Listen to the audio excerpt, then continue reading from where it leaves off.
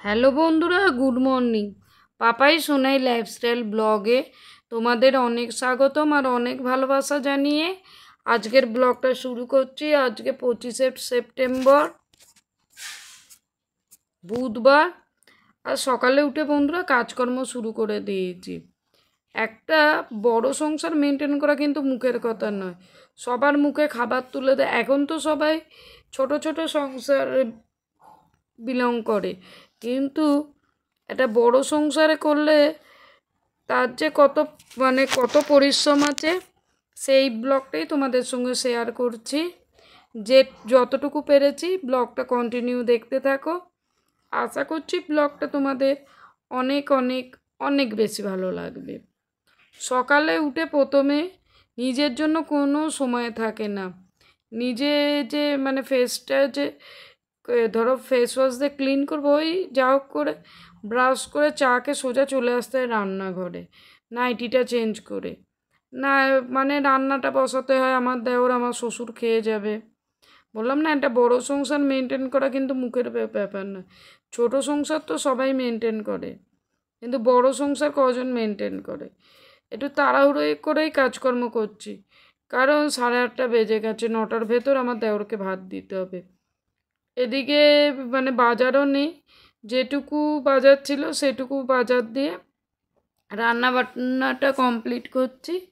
আর আজকে কিন্তু আমাকে বাজারে যেতে হবে। ওদিকে বৃষ্টি পড়ছে, কিন্তু বৃষ্টি মানলে হবে না।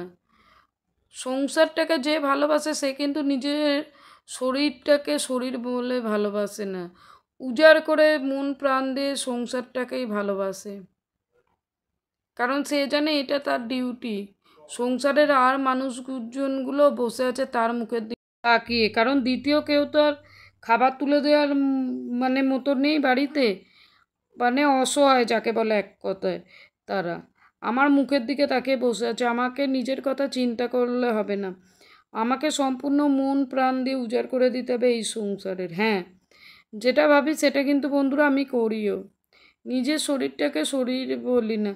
যখন বিছানায় শুয়ে পড়ি তখন তো আমার হাতে থাকে না, তাও যতটা সম্ভব পারি 90% হলেও চেষ্টা করি উঠে রান্নাবান্না করার।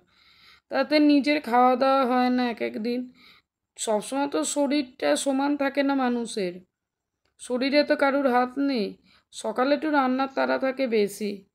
এদিকে ভাত, ডাল, পটল ভাজা, ডিম সেদ্ধ, আলুর চোখা করে নিলাম। আমার দেওর খেয়ে বেরোবে। শ্বশুরমশাই বয়স্ক মানুষ, অসুস্থ, ওনাকেও 9টা 9:30টার ভেতরেই ভাত দিতে হয়। তারপর তো ছেলে আছে, আমার বাবা থাকে, বাবার আলু চচ্চড়ি। বললাম না, নিজের কথা চিন্তা করলে হবে না সংসারে। আর এইদিকে দেখো, প্রথম চাটা শেষ হয়ে গেছে, দ্বিতীয় চাটা করে দিয়েছি। আর এত পরিমাণ খিদে পেয়ে গেছে, রান্না করতে করতে চিন্তা করতে পারবে না। কিন্তু নিজের জন্য বললাম না, চিন্তা করলে হবে না। খাবো তো বটেই, না খেলে এত কাজকর্ম করব কি করে। এদেরকে ছেড়ে দিয়ে তারপরে নিজে টিফিনটা খাবো। প্রত্যেক দিনই একই রুটিন হয় আমার, কেন প্রত্যেক গৃহিণী বা আমাদের মতো মা, বৌদি, কাকিমা, যাই বলো, আমাদের সবার কিন্তু রুটিন একই। রুটিন কখনো হয় না। আর অনেকে বলে খাচ্ছি বলে বেঁচে আছে, আমি সেটা মনে করি না। মনে করি বেঁচে থাকার জন্য আমাদের একটু খেতেই হয়। খাওয়ার দরকার হয় যখন অসুস্থতা, তখন যদি ঠিক সময়ে, কিন্তু তখন কি পাওয়া যায় একার হাতে বলো না। অসুস্থতার সময় যদি আমরা খেতে পারি সেটাই কিন্তু শরীরে লাগে। কিন্তু প্রত্যেক কি এই ধরো আমি সুস্থ আছি, গায়ে গতরে যতটা সম্ভব নিজের শরীরের দম দিয়ে কাজ করে দিচ্ছি, কিন্তু অসুস্থতার সময় আমাকে আর কে দেখবে বলো, বা আমার মুখে মুখে কে আর খেতে দেবে। তখনই একটু খারাপ লাগে। কি জিনিস এনে করে আমাকেই খেতে হবে, দ্বিতীয় তো কোনো অপশান নেই। কি আর করা যাবে বলো। এদিকে তোমাদের সঙ্গে কথা বলতে বলতে আমি কিন্তু ওদের দুজনকে ভাত দিয়ে এসেছি, আমার দেওরকে আর আমার শ্বশুরমশাইকে। আর এদিকে অমলেট করে নিচ্ছি, একটু ডিম সেদ্ধও দিয়েছি, 2টো অমলেট করে দুভাগ করে নেব। যে যে খাবে খাবে। বাড়িতে যখন লোক বেশি থাকে না, তখন মাথা খারাপ হয়ে যায় জোগাড়। কী হয় বলো তো বন্ধুরা, এ খাবে তো ওই খাবে না, আর যে সেগুলো মানে করে তারই হয়ে যায় মুশকিল। আর যদি একার হাতে করো তো আর কোনো ব্যাপারই নেই। আর এখানে প্রত্যেক দিন আমি 2-3টে করে রুটির গুচি রেখে দিই, কারণ মুড়ি চিবোতে ভালো লাগে না বা সময় নেই, তোমরা যাই বলতে পারো। ওই জন্য এই ছিল গোটা চারেক লেচির মতো, ছোট ছেলের জন্য একটু রুটি করে নিলাম। প্রত্যেক দিন ভাত খেতে চায় না, বিশেষ করে মাছ না হলে। ওকে টিফিন কৌটোতে দিলে খেয়ে নেবে। এদিকে বাবার খাবারটা গুছিয়ে নিলাম, এইদিকে আমার 2টো রুটি। মানে টিফিনটা এবার খেতে হবে, এত পরিমাণে খিদে পেয়েছে। চলো তোমাদের দাদার টিফিনটা গুছিয়ে রাখি, ঠান্ডা করতে দেবো, কারণ ছেলেকে আনতে গেছে। ছেলেকে এসে সঙ্গে সঙ্গেই টিফিন নিয়ে বেরোবে। আর সেই যে কখন রান্নাঘরে ঢুকেছি টুকটুক করে একটা করেই যাচ্ছি। মানে এক এক সময় মনে হয় রান্নাঘরে একটু বিশ্রাম নিয়ে ঢুকে ওই যে 8 ঘন্টা বসে পড়ি, জানি এরপরে যখন যাব 2.5-3 ঘন্টার আগে বেরোবার কোনো ইয়ে নেই, কিন্তু সবসময় তো শরীর বা মন সায় দেয় না। এক এক সময় মনে হয় একটু বসে বিশ্রাম নিই, একটু ফোনে কিছু দেখি, যেটা ন্যাচারাল সেটাই আমি বলছি। তারপর দেরি হয়ে যায়, কিন্তু কিছু করার নেই। সংসারে করতে হবে, মানে আমাকেই করতে হবে, কিন্তু আমার নিজস্ব তো বলেও তো একটা জিনিস আছে, সেটা যদি আমারটা না বুঝি কে বুঝবে বলো না বন্ধুরা। তোমাদের সঙ্গে কথা বলতে বলতে ওদিকে কিন্তু আমার রান্না বান্না কমপ্লিট, সবার খাবার দাবার দিয়ে দিয়েছি, নিজেও হালকা টিফিন করে চলে এসেছি রান্নাঘরে, গ্যাসটা মুছে নিলাম, আর এদিকে বাসনগুলো পরিষ্কার করব। আজকে আর এক কাজ জানো বন্ধুরা, বাজারে যেতে হবে। বাজার কিচ্ছু নেই, মানে বৃষ্টিও পড়ছে, কিন্তু বৃষ্টি উপেক্ষা করলে হবে না, কারণ কালকে যে মানুষজনগুলোকে খেতে দেবো কিচ্ছু নেই, একটু আলু পেঁয়াজ বলে নেই। আমাদের মানে গৃহস্থ ঘরেতে যদি ডাল জাতীয়, মানে ডাল জাতীয় না, ডালই থাকে, একটু ডিম রইলো, একটু আলু রইলো, খানিকটা চিন্তা ভাবনা আমাদের দূর হয়ে যায়। কিন্তু কিচ্ছু নেই জানো, বলতেও তোমাদের খুব খারাপ লাগছে।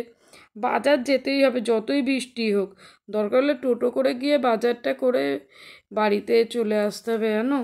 স্নানটা সেরে যাবো না, কারণ হচ্ছে বৃষ্টি যদি পড়ে না, বৃষ্টির জলটা মাথায় লাগলে না আরও শরীর খারাপ করবে। আর সাধারণত আমি বাজার থেকে এসেই স্নান করি, কী হতো একটু ফ্রেশ মুডে বসা যায়।